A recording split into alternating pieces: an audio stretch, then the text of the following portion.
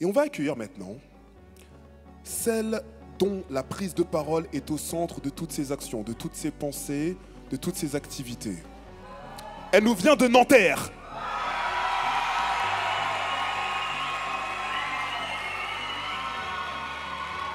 S'il vous plaît, Laure Carassus est avec nous.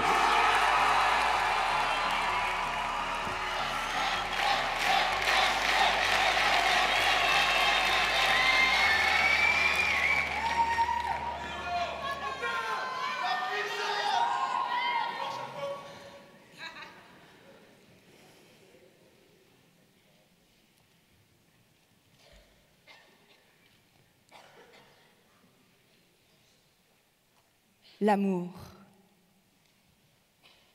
L'amour. C'est beau l'amour. J'adore les histoires d'amour. Alors pour vous ce soir, messieurs, dames, voici l'histoire d'amour entre le petit Robert et la rousse. Leurs deux illustres familles se déchirent depuis des siècles. Au milieu de cette haine, l'amour naissant entre leurs deux enfants. Ô petit Robert, pourquoi es-tu petit Robert?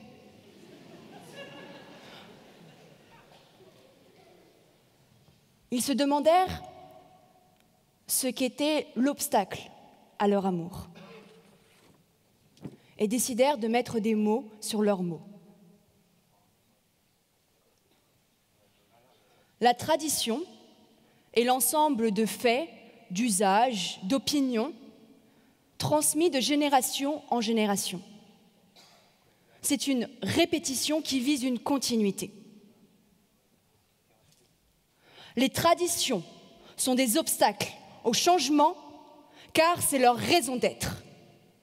Elles instaurent une stabilité dans un monde en perpétuel mouvement.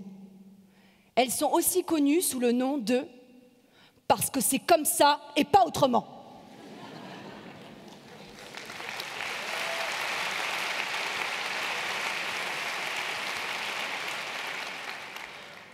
Pour une tradition, être un obstacle au changement, c'est sa définition, c'est sa nature, c'est son essence, que dis-je, c'est sa raison d'être. Et dire que les traditions ne sont pas un obstacle au changement revient à ignorer qu'il s'agit précisément de sa raison d'être. C'est comme si je vous disais « Ah non, je ne suis pas un obstacle à la victoire d'Adam ». Bah si, en fait, c'est ma raison d'être.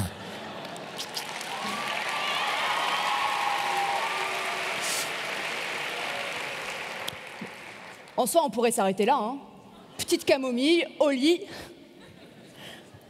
Mais bon, puisqu'on est vraiment bien ici. Les traditions sont un obstacle au changement car elles le ralentissent. Mais qu'est-ce qu'un obstacle, petit Robert? Un obstacle, c'est ce qui empêche, qui ralentit une action. Mais un obstacle ne le bloque pas définitivement. Il oppose une résistance. Bonne élève en sciences et passionnée d'astrophysique, mon avenir professionnel était tout tracé et ça ne me dérangeait pas vraiment. Puis un jour, j'ai fait une rencontre magnifique, celle du cinéma. Et lorsque les lumières s'éteignaient et que le bruit des bobines se faisait entendre, pour moi, c'était aussi puissant que ce silence.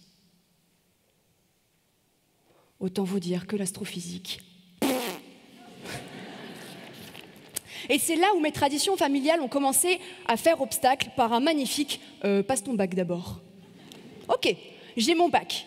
Alors, adieu la vie morne et à moi la vie exaltante de l'artiste. C'est très beau la naïveté, c'est vraiment très très beau. Et heureusement, mes traditions m'ont ralenti dans ma course. Mais non pas pour me contraindre à faire des études classiques, mais pour questionner ce changement. Était-ce vraiment une vocation ou une simple révolte adolescente? Et surtout, comment j'allais faire pour l'oseille? Parce qu'à travers les études, il s'agissait surtout de sécurité financière. Alors, mes traditions m'ont laissé découvrir le monde de l'art, mais je sens qu'au fond, elles me répètent sans cesse: va, vis, deviens, mais reviens faire un master plus. Et mine de rien, mais ça m'empêche de me jeter pleinement dans ce que je veux vraiment faire. Et être ici ce soir ne change pas le fait que je sois serveuse dans un restaurant à l'âge de 24 ans. Mais en fait, ça fait super mal. Parce que c'est tellement loin de mes aspirations premières qui étaient magnifiques. Alors, que mes traditions m'ont ralenti dans mon changement afin d'affiner mon choix, ou alors de retarder ce saut nécessaire vers le véritable changement, elles opposent une résistance. Elles sont un obstacle. Les traditions sont un obstacle au changement parce qu'elles sont réductrices de complexité. Les traditions, c'est notre part d'identité qui nous relie à une part de l'humanité. C'est l'arbre majestueux qui traverse les millénaires. C'est magnifique. Mais sa puissance est telle qu'elle projette à nos yeux et aux yeux du reste du monde une image bien réduite de ce que nous sommes, en éclipsant notre complexité et notre singularité. Elle est l'arbre qui cache notre forêt. Qui, ici, ce soir, n'a jamais été perçu qu'à travers ces traditions et pas pour ce qu'il ou elle était.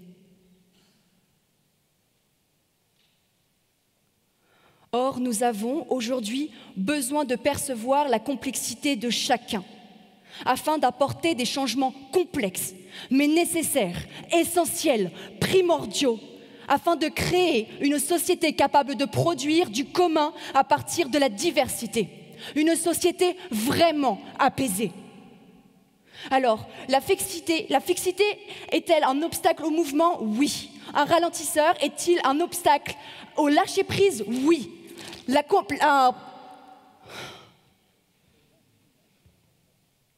Les traditions sont un obstacle au changement, oui, mais là n'est pas la question. Quelles que soient nos traditions, être ou ne pas être prêt, telle est la question. Est-ce que je suis prête? Est-ce que vous êtes prêts? Est-ce que nous sommes prêts à accepter, à écouter, à clarifier ce que nous ressentons vraiment des traditions des autres? Est-ce que nous sommes prêts à oser en discuter? Est-ce que nous sommes prêts à oser calmer notre jugement? Est-ce que nous sommes prêts à oser questionner? Je sais que ce que je vous demande est un pari fou, mais c'est un pari que je veux faire et que je sais pertinemment que je ne suis pas la seule dans cette salle ou sur cette scène. Parce que c'est seulement comme cela que nous pourrons avancer sainement. Alors, est-ce que je suis prête? Est-ce que vous êtes prêts? Est-ce que nous sommes prêts?